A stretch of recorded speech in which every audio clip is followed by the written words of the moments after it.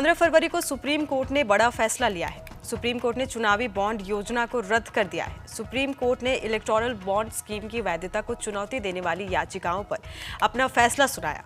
Court ने याचिकाओं पर सुनवाई करते हुए कहा कि काले धन पर अंकुश लगाने के उद्देश्य से सूचना के अधिकार को उल्लंघन उचित नहीं है।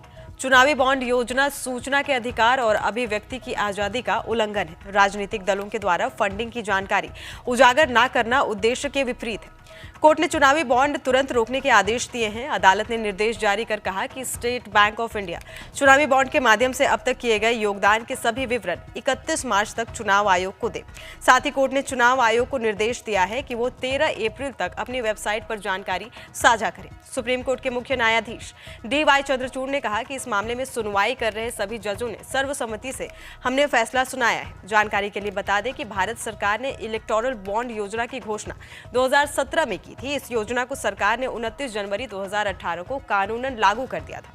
आसान भाषा में समझे तो इलेक्टोरल बॉन्ड राजनीतिक दलों को चंदा देने का एक वित्तीय जरिया है।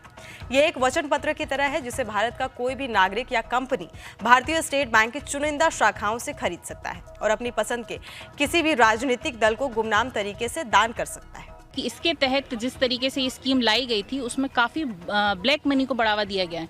एक ट्रांसपेरेंसी नहीं है इसमें। आप किसी का नाम डिस्क्लोज नहीं हो रहा। इसके पहले नाम डिस्क्लोज होता था और एक निश्चित 2000 रुपये से ज़्यादा आप अगर नहीं दे सकते थे कैश में। अब इन्होंने कितने भी रुपए आप जो है बॉन्ड खरीदिए बैंक में जाके और पार्टी को डोनेट कर दीजिए। इससे ट्रांसपेरेंसी तो पूरी तरीके से खत्म हो गई और निश्चित रूप से कहीं ना कहीं डेमोक्रेसी के लिए बहुत बड़ा खतरा है। तो मैंने इसमें पिटीशन दायर करी थी कि इस स्कीम को रद्द किया जाए। It should be transparent. निश्चित रूप से देखिए ये तो इम्पोर्टेंट है ही। जब तक नाम डिस्क्लोज नहीं होगा तब तक काफ़ी सारे मुद्दे हैं जो सामने आएंगे और काफ़ी सारी परेशानियों को साथ लेके आएंगे। जितना भी ब्लैक मनी है या मनी लॉन्ड्रिंग है वो एक बहुत बड़ा मुद्दा है जो इस चीज़ से जुड़ सकता है इन फ्यूचर। नहीं, बिल्कुल देखिए राइट टू इन्फॉर्मेशन तो हमारे देश में हमें अधिकार दिया ही गया है और ये बहुत इंपॉर्टेंट है। एक नाम डिस्क्लोज होना चाहिए कि आखिर कितनी धनराशि किसने दी है। आज एक बहुत ही महत्वपूर्ण फैसला सुप्रीम कोर्ट ने दिया जिसका कि बहुत लंबा असर होगा हमारी पूरी चुनावी लोकतंत्र के ऊपर।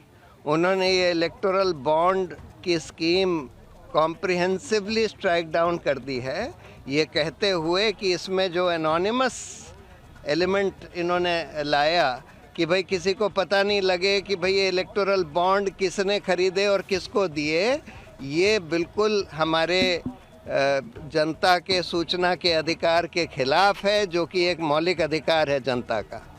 और साथ में उन्होंने तो ये जितने भी अमेंडमेंट्स आए थे कंपनीज एक्ट में, इनकम टैक्स एक्ट में, रिप्रेजेंटेशन ऑफ पीपल एक्ट में, सबको रद्द कर दिया है इलेक्टोरल बॉन्ड स्कीम को जो ला रहे थे। दूसरी बात उन्होंने ये भी बोला है कि ये जो अमेंडमेंट करा गया था कि कंपनीज जो हैं कितना भी पैसा पॉलिटिकल पार्टीज़ को दे सकती हैं। पहले जो रिस्ट्रिक्शन था कि अपना एनुअल प्रॉफिट से 7.5% से ज़्यादा नहीं दे सकती, वो भी रद्द कर दिया है कि ये हमारे इलेक्टोरल डेमोक्रेसी के ख़िलाफ़ है क्योंकि ये लेवल प्लेइंग फील्ड को हटाता है और बड़ी बड़ी कंपनियों को इलेक्शन इन्फ्लुएंस करने देता है।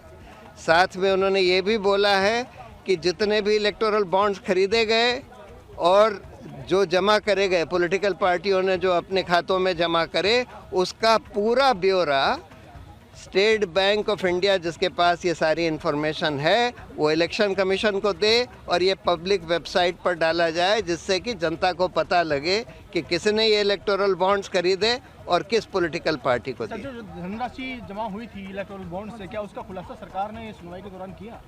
नहीं किया था ना। तो उन्होंने ये बोला था कि हम एक इंटरिम ऑर्डर था कि भाई ये तुम सारा इंफॉर्मेशन रखो इसकी और इलेक्शन कमीशन को सील्ड कवर में दो। तो अब उन्होंने बोला है कि ये सारी इंफॉर्मेशन जो है जो अभी तक सील्ड कवर में थी वो सारी अब पब्लिक करी जाएगी और एक पब्लिक वेबसाइट पर डाली जाएगी।